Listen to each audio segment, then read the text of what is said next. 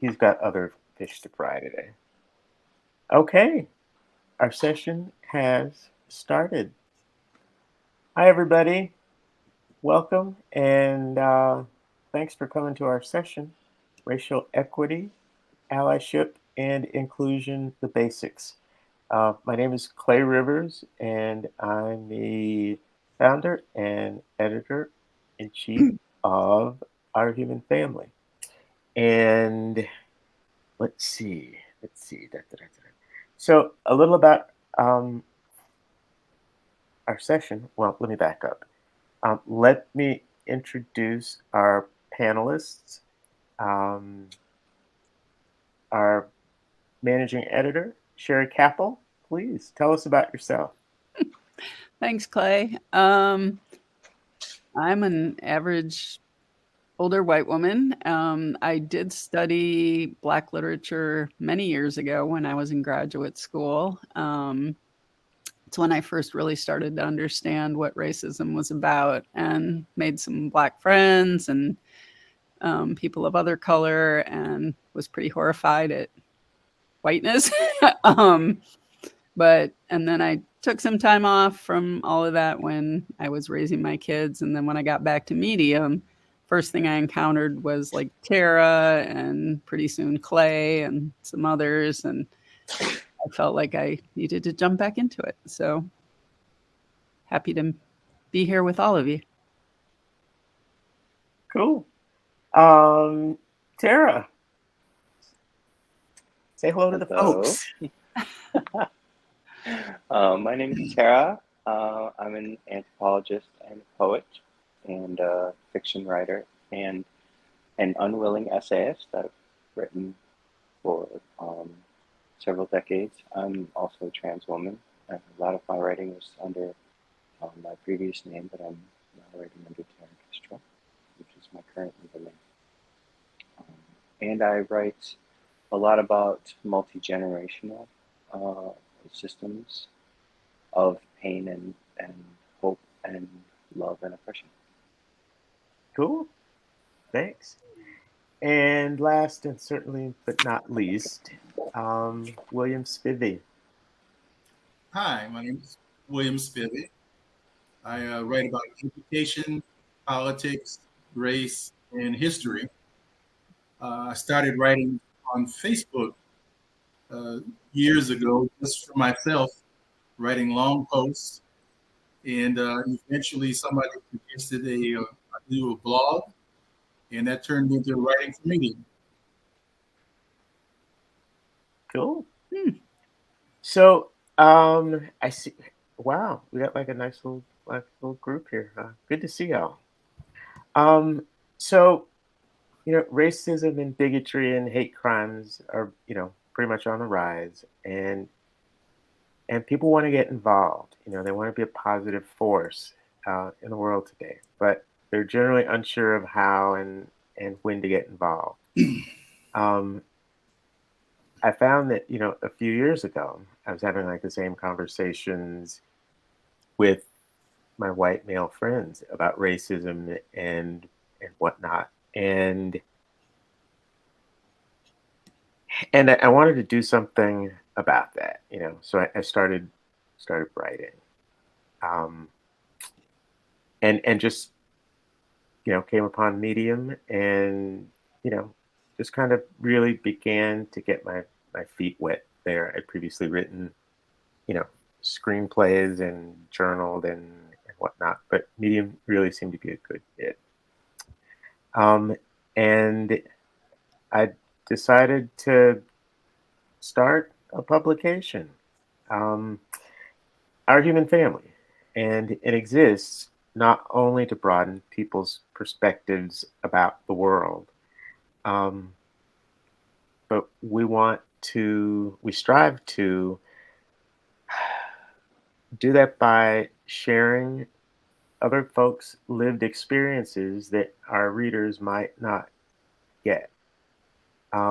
We also hope to empower people and empower them to be a force against for good, against racism. And we also want to help them discover for themselves why they should get involved. And we don't really say that a lot, but that's really the purpose of like sharing those stories, because in the myriad of stories that we share, people can see a bit of themselves, you know, and that's really part of our modus operandi. Um, Allyship was founded in like 2019, and it's founded a couple of my personal beliefs, and one of those is that people can leave racist beliefs and behaviors behind um, when they want to, um, when they believe change is possible, and when they know how to change. And I say that because I've seen it happen before, like a number of times. Um, George Floyd went down, or happened in May 2020, and everybody came out of the woodwork, as you all remember. Um, Everybody was in the streets. There were demonstrations, unforgettable um, images of people all around the world coming out. But it seemed that everybody was doing that but me. At 48 inches tall, large crowds of people they're not my thing. I don't go to live concerts. I just don't do crowds very well. It's an aversion to butts and elbows. Um, so, but I decided I wanted to do something. But what I could do is that I could write, and that was really the kind of the motivation for us putting together Field Notes and Allyship. I had a background in design, and so I decided to, take those skills that I had, and Sherry and I got together and wrangled some friends together and put together a book. And I don't know, it's just been a really, really good thing. Um, Now I'm going to hand things off to William to talk to us about awareness and understanding. Take it away, William. Thank you, Clay. It's hard not to be aware of the racial tension that exists in America today. One of the most recent examples is the Montgomery Riverboat Brawl, where none of those people got up that morning intending to be in that situation, but yet all it took was a spark. And you can see that happening in so many situations today where people are on edge and ready to go. So being aware of racism or misogyny or gender identity problems, that you can't help but notice it. And the question is, what can we do about it to alleviate that tension? And the other thing, and me being a history buff, I'm not a historian, although I pretend to be one, is what's going on in Florida in particular, but also all over the country in terms of how we're discussing, Black history, whether or not it's even relevant, and those efforts by some to change it for political purposes, and basically erase not only Black history but significant parts of white history. And in Florida, I've had a chance to review the Florida standards that have been under such review and scrutiny, and everybody's targeting the statement that slavery and enslavement had benefits for some people, which obviously it had no net increases, even no silver lining, as Senator Tim Scott says, and even Republicans had to come out against that. But worse than the discussion about benefits for slaves is the things that aren't getting talked about is the propaganda that's being pushed in the curriculum. And two things in particular struck me.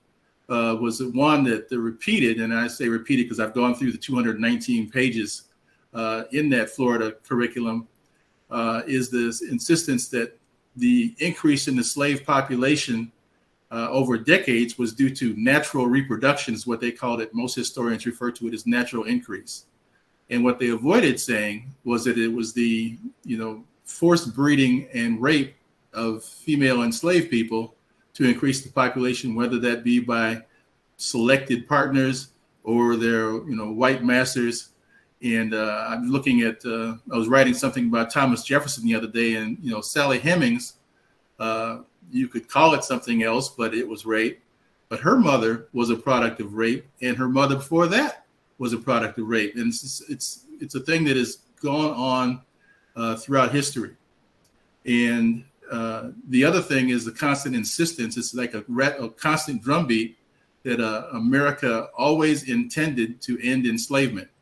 And they gave credit to the Constitution, the Declaration of Independence, and other founding documents as always having the intent to end enslavement and with hopes of ending racism. And that was never the case, but it's a revision of history to suggest that that's true.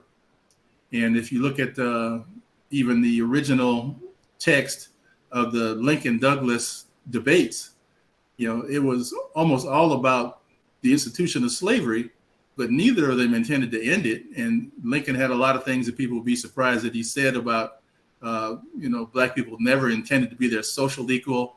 And his plan was to, if possible, remove the freed Black population and send them off to Liberia or Central America and other places. So, that is the history that's not being taught.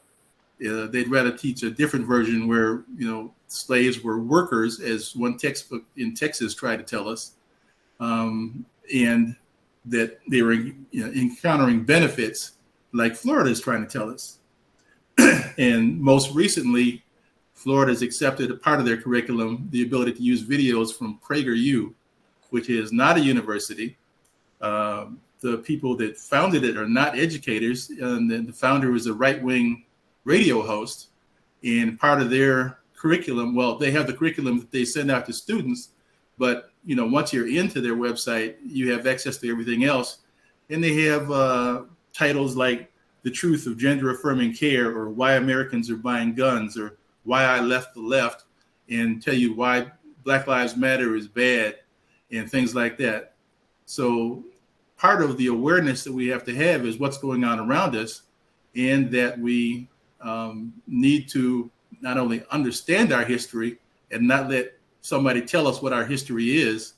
And I think among those videos was a series by Candace Owens, one of them explaining the history of slavery, which told us how slavery was all around the world and not just America, and how white people were the first ones to end it.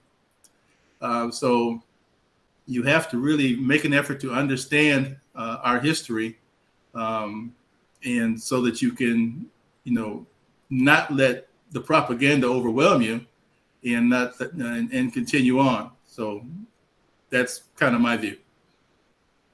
Excellent.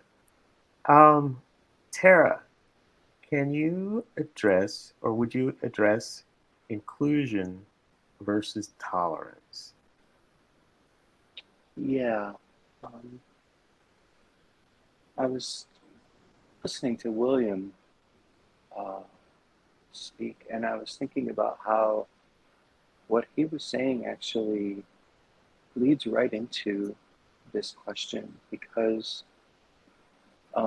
we see a lot of things about tolerance, and I think that I was trying to come up with one seed, because this was supposed to be field notes, the very small condensed version. I was trying to come up with a seed of what that difference is between tolerance and inclusion. And I feel like tolerance is dealing with something or someone and allowing them the presence on a conditional basis, with the understanding that it is not the ideal, it is not the desired. For instance, I grew up in, I'm a mixed person. My mother's family is white, my father's family And I grew up mostly with my mother's family, and they were very tolerant. The interesting thing about that, though, is that they have never changed themselves in certain ways. And their interactions, if you code very black, are somewhat difficult. And this is one of the essays that I wrote, was about a conversation between my black sister and my white mom. And I think that what my white family would hope is that black people would be more like them. And this is what I feel like when I hear tolerance. I will tolerate you, but I would rather that you change to be more like me. And I think when we think about inclusion, and even far beyond inclusion to invitation, I think that we change the direction of that to you becoming me. In other words, if I am including another people, if I am inviting another people into my life with all of the color that they bring, that will force me to change.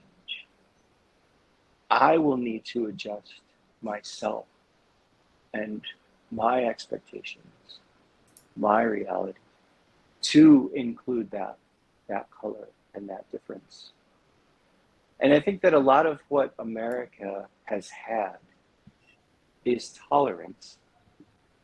We are bringing other people here, often unwillingly, and we are waiting for them to become us, rather than allowing us to change, to embrace them.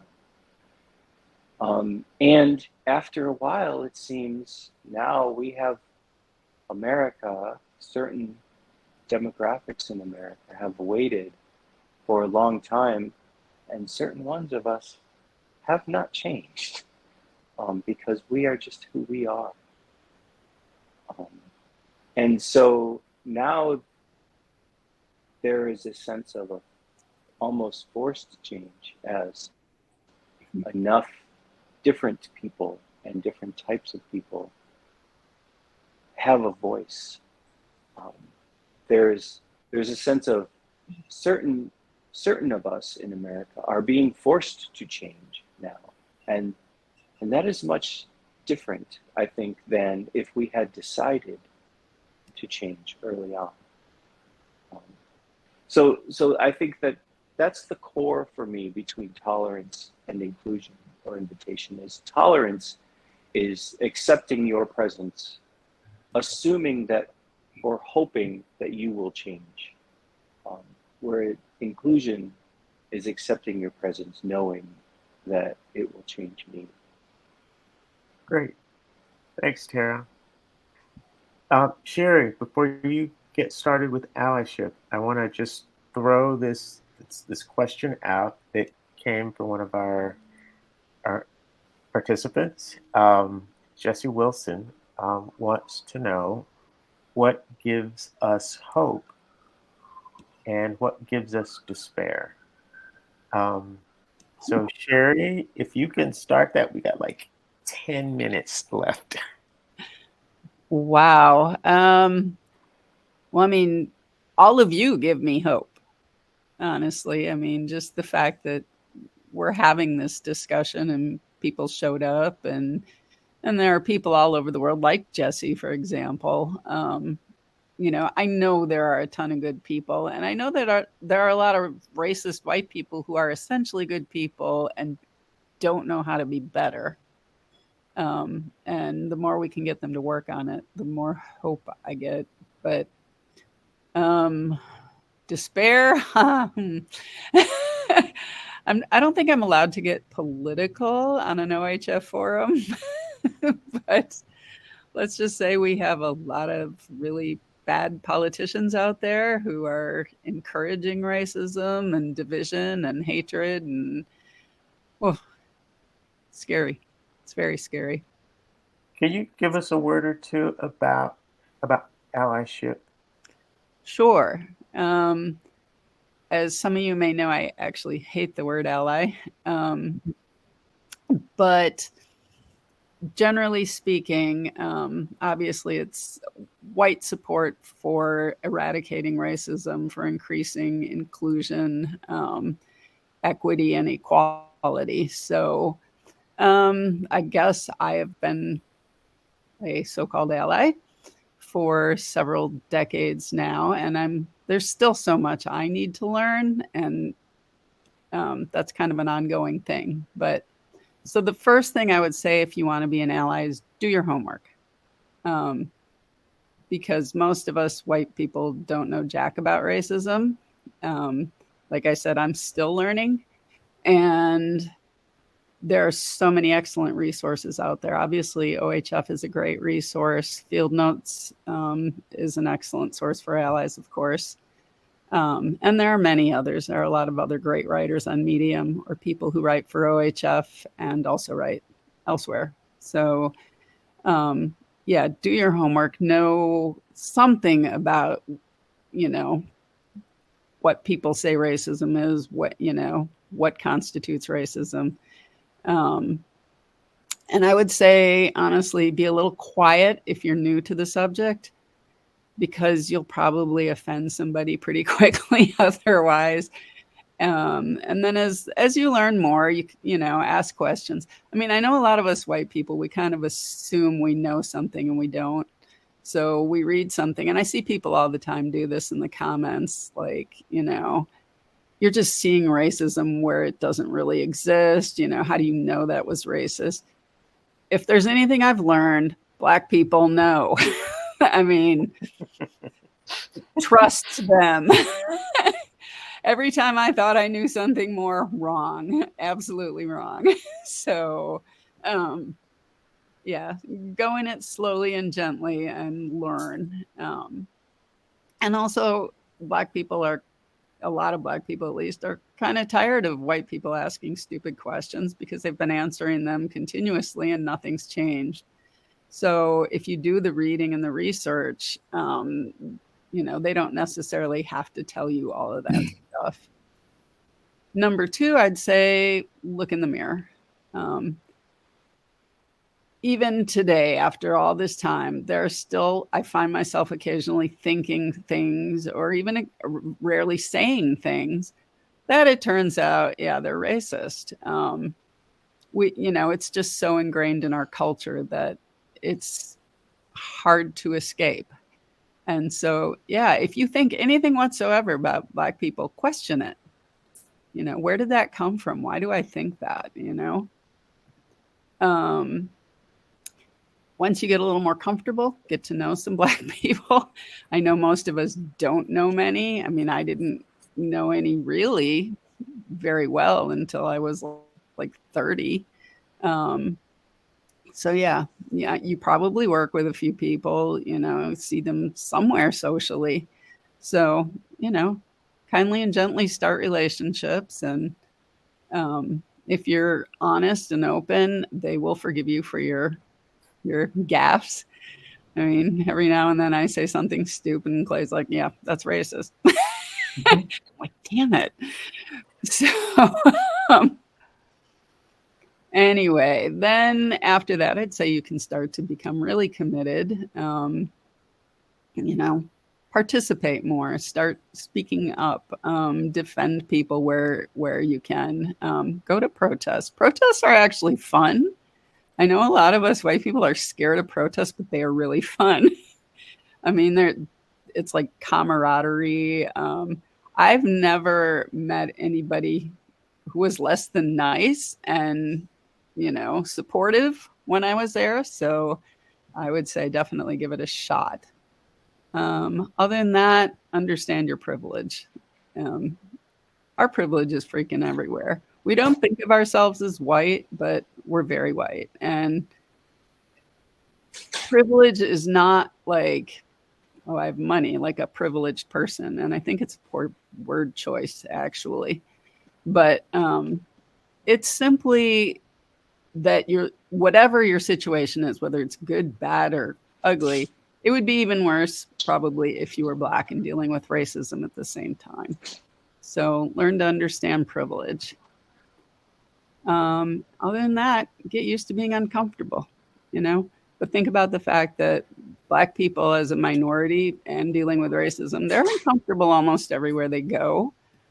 I mean, it's just, something they have to think about on top of whatever else is going on. So if you're the only white person in the room, you might be a little uncomfortable, but you'll get used to it. And you'll find that they're mostly wonderful people, just like anybody else.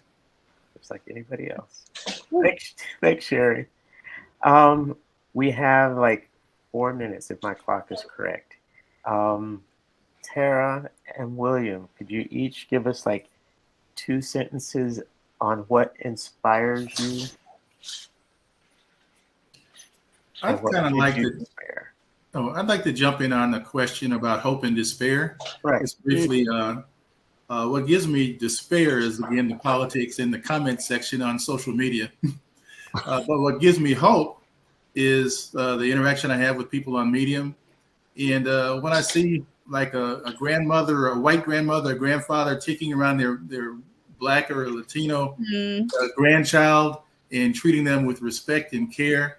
And I can imagine that same person not feeling the same way about that, child that age had they met them and not been related. But as I see our society becoming more and more integrated, if I want to say that people are forced to accept people in their lives that they would not have had to otherwise, and some of them are doing a pretty good job. Great point. Tara. Honestly, I have to say that what gives me hope is the current political situation. I've written about this before, and I know it's odd to say, but that is a reaction to something that is happening in the world. And what is happening is the sort of necessary inclusion of a lot of different types of people who now have a voice. And there are a lot of people like me who 20 years ago did not have the voice that they have now. And I think that scares a lot of people. It scares a lot of people in power. But the fact that those people in power are so scared means that our voice is strong. And it is resolute. And that gives me a lot of hope, actually.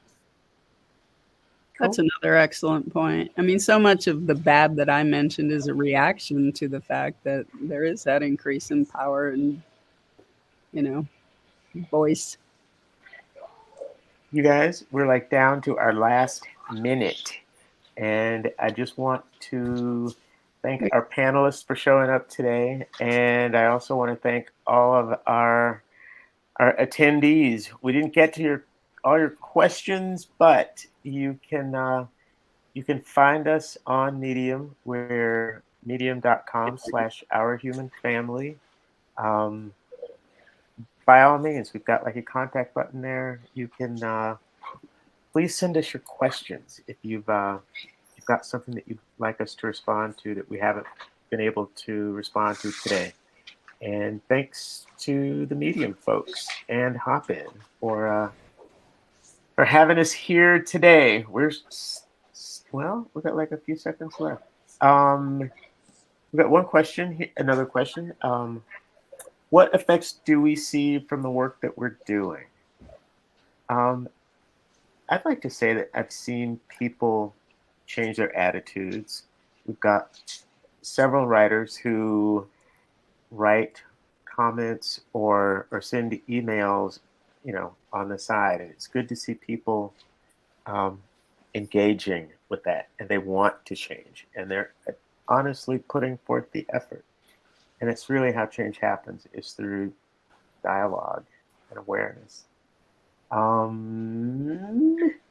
Are we still live? Are we still live? Are we still going? Are we still recording? I think so.